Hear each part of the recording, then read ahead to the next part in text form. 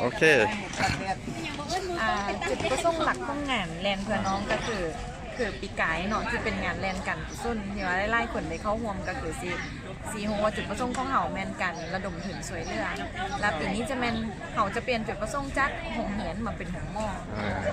แล้วก็มีอีกอันนึงเพิ่มเติมแม่นจะเป็นกิจกรรมพิเศษแม่นแลนเพื่อหงหม้อแล้วเฮายังมีการแลนระดมถึงเพื่อภาคใต้เนาะอ๋อซองละซองงานเลยเนาะโอเคเลยสองการ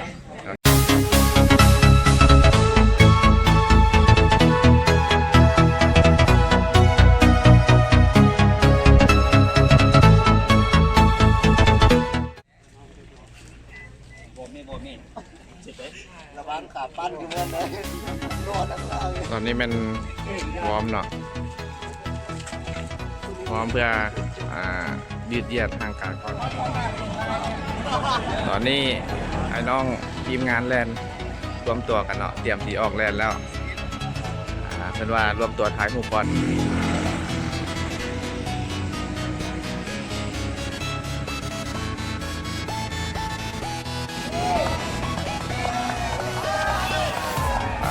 เริ่มแล่นแล้วเนาะฟาสต์าด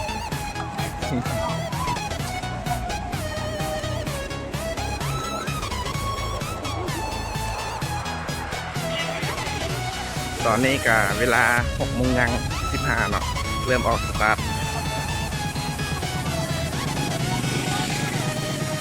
ทีมงานแล่นทุกคนเนาะมาห่วง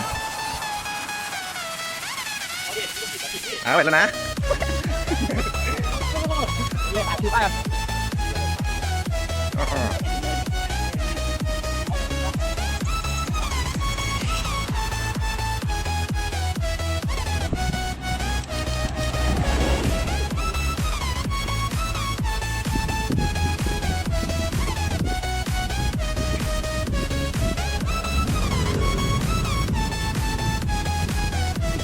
ไทยเป็นผู้นำนายเนาะ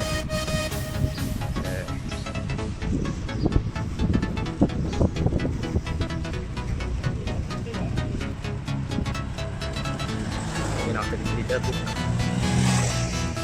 ยังบ่แม่นไป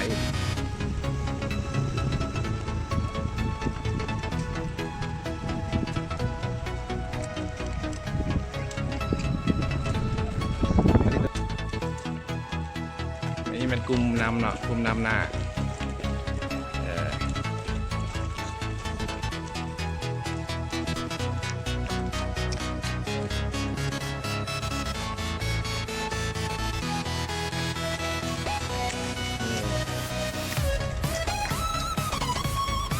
แป้งกันน่าจะเป็นระยะวอร์มอยู่หน่อยยังวิ่งไป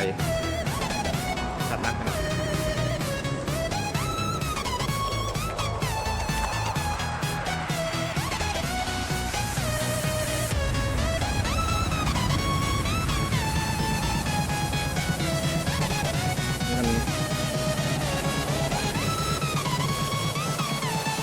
มาด้วยจากลีเนาะวันนี้เนาะมาด้วยจากลีทีมก็เนาะ2 คนเนาะทีมนี้มันทีมหนึงเนาะที่ว่าทีมในวงการมาโดน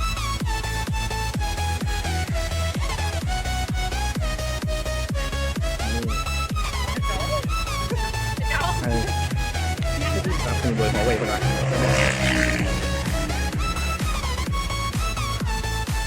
โกโปรยังไม่มีเท่าเอาอันนี้ไปก่อน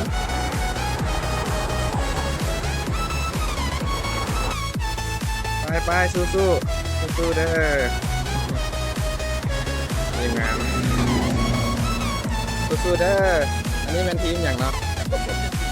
ดูทีเด้อสู้ๆเด้อ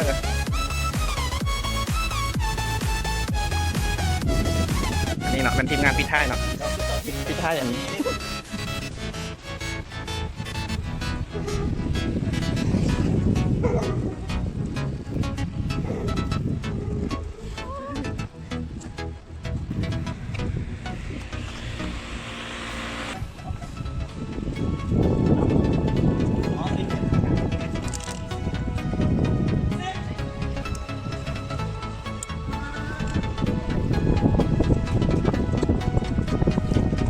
เนาะแลนด์มาฮอดอนุสาวรีย์ป้าก็เริ่มแจ้งแล้วมาเบิ่ง อ นี่เนาะ ย่าง เป็น นี้ ทีมงาน นะ พิท้ายเนาะ เนาะ พิท้ายอย่างนี้ เดินมาปันแต่เขามาเดินมาแลนแต่เขามาปันมาเบิ้งกลุ่มนี้เนาะนี่เนาะเป็นบรรยากาศตอนเช้าเนาะถ้าเขาลุกมาแลนหรือว่ามาปันลูกทีบเราก็จะได้สัมผัสบรรยากาศที่อากาศสดในยามเช้าเนาะแล้วก็จะเห็นนี่เนาะที่ว่าอยู่ใส่บุญนี้จะเห็นผู้บ่าวมาใส่บาตรแล้วกันอากาศสดแล้วมีวิวงามๆเนาะทางที่ผ่านไปอาจมีจุดแลนด์มาร์คต่างๆเข้ากันซุ้มไปพร้อมเนาะกับแลนด์พร้อม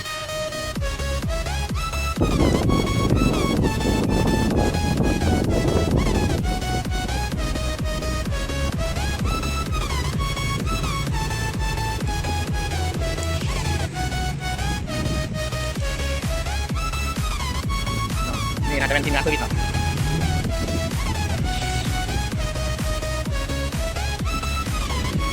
การเดินห้องกับเพื่อนเป็นบุญที่ว่าน้ำกอก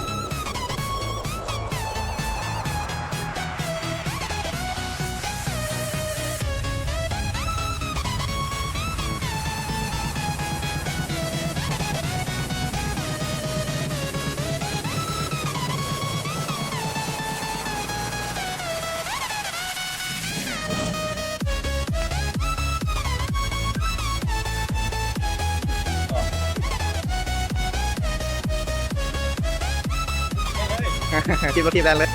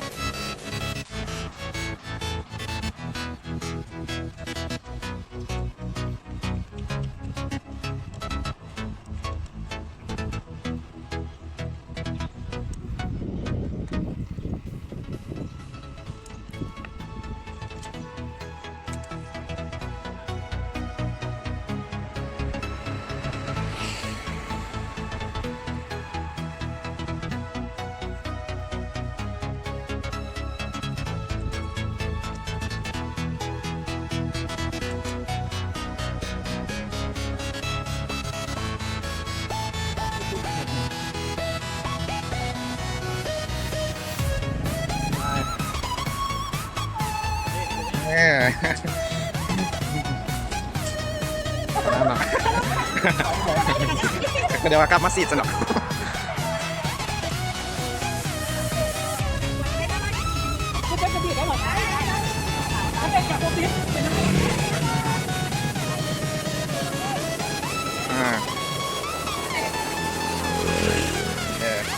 แล้วอันนี้เป็นทีมงานถ่ายรูปถ่ายวิดีโอเนาะ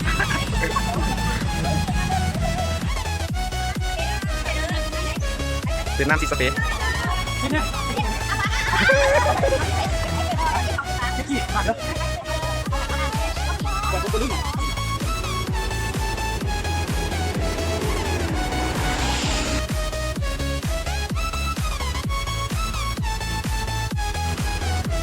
ไปสู้ๆได้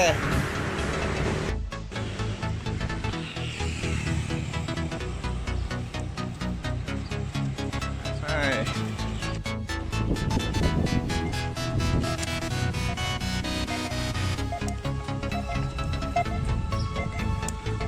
หมอนี่มันทรงคืออยู่ดีเนาะโอ้หน้าเพื่อนละโตเต็งพานี่โตเต็งงานนี้อันนี้มันจุดโค้งเนาะโค้งกลับอยู่บอลสามแยกวัดไต่เนาะเดินบินสามแยกวัดไต่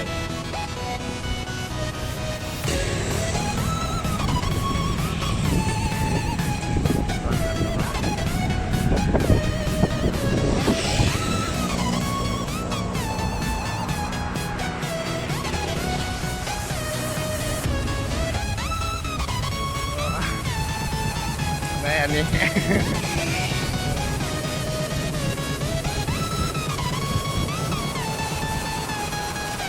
สู้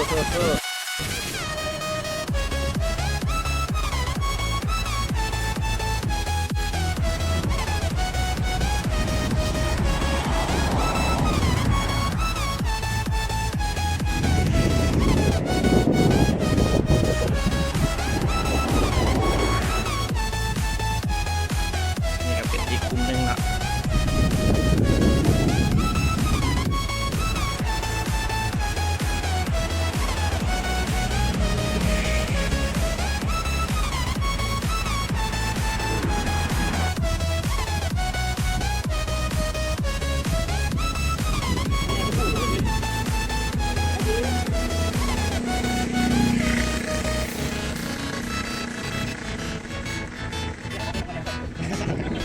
งานนี้มาทางวิดีโอ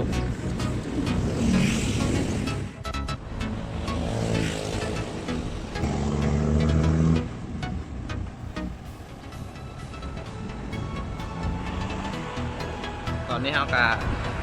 เดินทางฮอดจุดโค้งเข้าสามแยกปากสักเนาะโรงเรียนปากสัก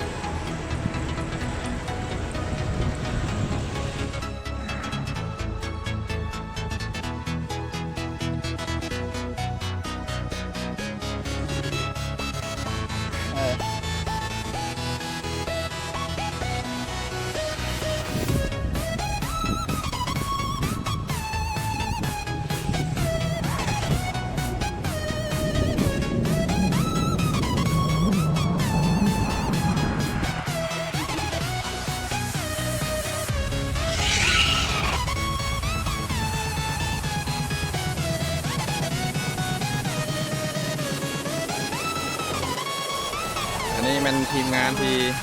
แลนด์มาฮอดลักไตก่อนอ่ะ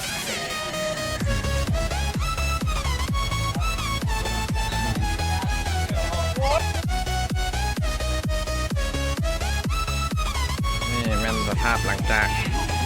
แลนด์จบมาราธอนอ่ะภาพมาราธอนระยะ21 กิโล